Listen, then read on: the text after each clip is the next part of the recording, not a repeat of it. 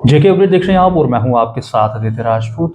कल रात को डॉक्टर फारूक अब्दुल्ला के ऊपर जो है वो गोली चलाने की हिम्मत जो है वो की एक शख्स ने, जिसको पुलिस ने जो है गिरफ्तार कर लिया है। लेकिन आपको हम बता दें कि कल रात को क्या पूरी वारदात हुई थी। वो डॉक्टर फारूक अब्दुल्ला जो है एक वेडिंग अटेंड करने के लिए ग्रेटर कैलाश गए थे। वहां पर एक शख्स ने डॉक्टर फारूक अब्दुल्ला पर, जो कि फॉर्मर चीफ मिनिस्टर रह चुके हैं जम्मू कश्मीर के, उनके ऊपर जो है वो गोली चलाई। मेरे साथ ज्यादा बातचीत करेंगे, जुड़ चुके हैं नेशनल कॉन्फ्रेंस के central vice president Rakesh Singh बाऊ जी। इनसे हम बात करते हैं। राकेश जी, कल आप भी वहां पर थे, क्या पूरा वाकया हुआ था और उसके बाद जब गोली चली उसके बाद क्या माहौल था वहां का? देखिए, वहाँ एक शादी था हमारे कुलीग का, उनकी शादी, उनकी बेटी की शादी थी जी। तो हम उनकी शादी पे गए हुए थे, बेटी की शादी पे गए थे। तो फारूक साहब जल्दी आ गया, अभी बारात आई नहीं थी जी। तो हम बैठ गए वहाँ। तो काफ़ी देर बैठे रहे, वो एंजॉय वगैरह चल रहा था, सारे बातें बातें चल रही थी। तो कोई घंटा के बैठे फारूक साहब वहाँ।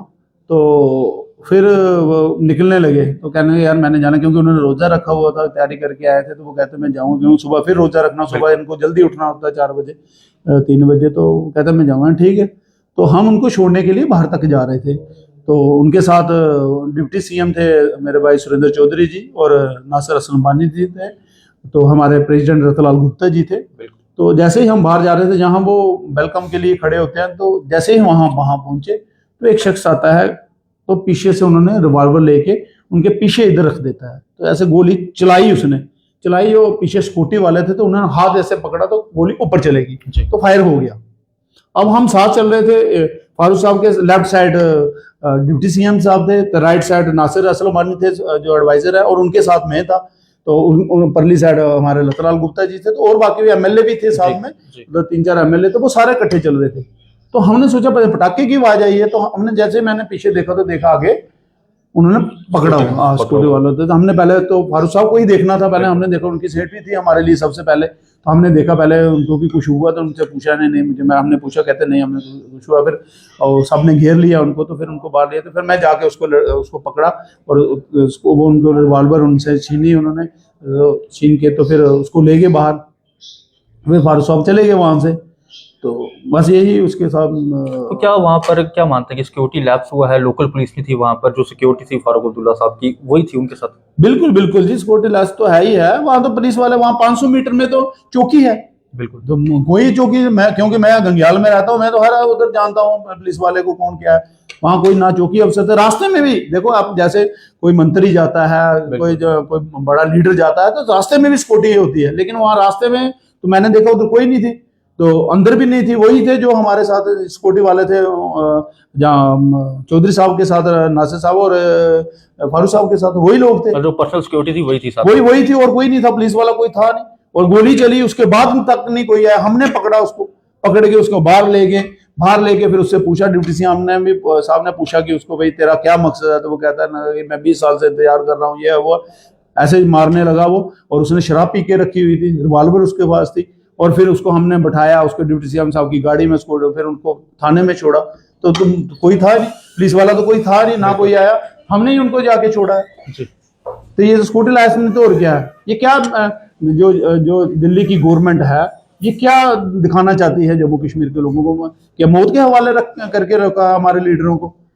और फारूक साहब जो इतनी बड़ी हस्ती है, पूरे वर्ल्ड लीडर हैं, तो उनके साथ ये हो रहा है। इस तरीके से उस शख्स की भी एक वीडियो वायरल हो रही है जिसमें वो कह रहा है कि गन जो है मेरी खुद की थी, लाइसेंसी गन है।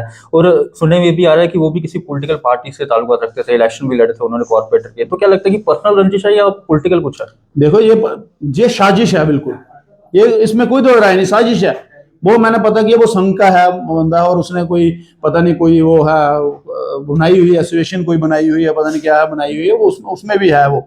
तो वो ये तो साजिश है। ये आप देखना, ये अब जब इंक्वायरी होगी तो ये पक्का कुछ ना कुछ नहीं निकलेगा। बिल्कुल साजिश है। ये साजिश इसलिए है कि नेशनल कॉन्फ्रेंस को कमजोर करने की कोशिश है, उमर साहब को कमजोर करने की कोशिश है, जो नेशनल कॉन्फ्रेंस की सरकार है उसको कमजोर करने की कोशिश है। क्योंकि कुछ लोग ऐसे हैं जिनको नेशनल कॉन्फ्रेंस की हुकूमत पच नहीं रही, जिनको उमर अब्दुल्ला पच नहीं रहा जी। मैं कहना चाहता हूं, डिप्टी सीएम जैसे ही उसने गोली चली, लेफ्ट साइड नासिर असलम बानी है, और राइट वो है, लेफ्ट साइड डिप्टी सीएम है, राइट साइड नासिर असलम, उनको भी लग सकती थी गोली। जैसे गोली उनको हाथ रहा, इधर इधर कहां भी जा सकती है गोली, थोड़ा देखती है मैंने किसको मारना है किसको नहीं मारना, तो किसी को भी लग सकती है। एक और बड़ी बात है, अगर उसके पास 47 होती, मैं रात भर सो नहीं सका, यही सोच रहा था कि इतना बड़ा आदमी है यार, और ये हाल ये कर रही है ये सेंटर की गवर्नमेंट। और अगर उसके पास, मुझे बताइए राजू जी, राजा जी मुझे ये बताइए कि अगर 47 होती जी। तो फिर क्या होता वहां के हालात, मुझे बताइए। रूह काम जाती है कि वहां के क्या हालात होते। देखा जाता है कि हमारे जब कैबिनेट मिनिस्टर जो है सतीश शर्मा या फिर उसके नायतू हैं वो भी कहीं जाते हैं तो उनके साथ एक काफिला चलता है, लोकल पुलिस भी होती है साथ में, तो क्या इधर क्या लगता है कि ये मतलब इसको नजरअंदाज किया गया? आप देखो ना, फारूक साहब की स्कूटी इन्होंने ले, क्योंकि हम उनके साथ रहते हैं, हमें पता है, उनकी स्कूटी ले ली है, जो कोई जैमर वगैरह कोई गाड़ी नहीं है उनके साथ। अच्छा, डिप्टी सीएम की आपको तो पता है, पीछे उनकी स्कूटी ले ली। नासिर असलम वानी जी उनकी स्कूटी देखना, उल्टे की उमर साहब की भी आप स्कूटी देखना, अभी की चीफ मिनिस्टर की इससे ज्यादा स्कूटी होती है, बिल्कुल इससे ज्यादा। तो यहाँ ये जो है ये एलजी है उसकी ज्यादा स्कूटी है।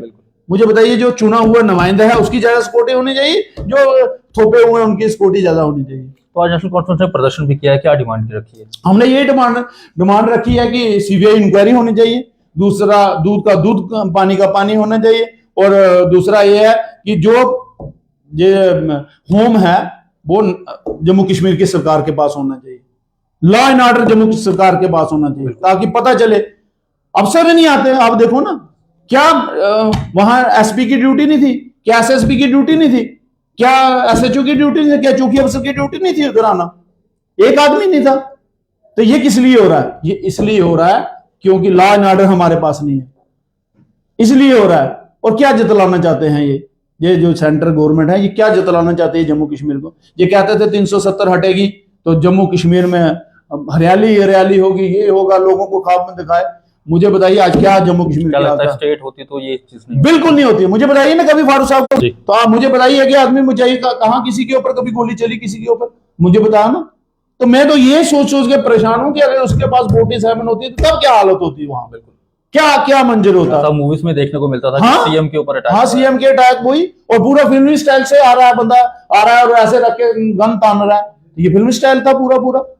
और इतनी जरूरत देखो कितनी। जब गोली चली उसके बाद के क्या हालात थे वहां? उसके अफरा तफरी मच गई, वही हम देखने लगे। मैंने आपको बताया कि हमने पहले तो फारूक साहब को सेव करना था, हमने उनको सेव किया, फिर उसके बाद हमने जो करना था वो कार्रवाई की।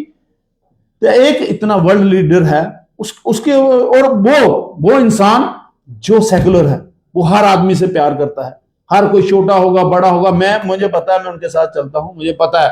आप कोई छोटा आएगा फोटो खिंचाने के लिए, वो कभी मना नहीं करेंगे, कोई बड़ा आएगा, कोई बुजुर्ग आएगा। एक फंक्शन में हम गए, वहां 150 आदमी के साथ उन्होंने फोटो खिंचाया, मैं गवाह हूं। उन्होंने एक बार भी ये नहीं कहा कि यार मैंने थक गया हूं या नहीं है। और वो जिसकी 90 साल उम्र है, जिसने पूरी अंदर सर्जरी कराई हुई है, वो इंसान, तो ये हालत है। तो उनके ऊपर गोली चलाना ये बिल्कुल गलत बात है, इसकी बिल्कुल कड़ी शब्दों में हम निंदा करते हैं। और तो इस आदमी को फांसी होनी चाहिए।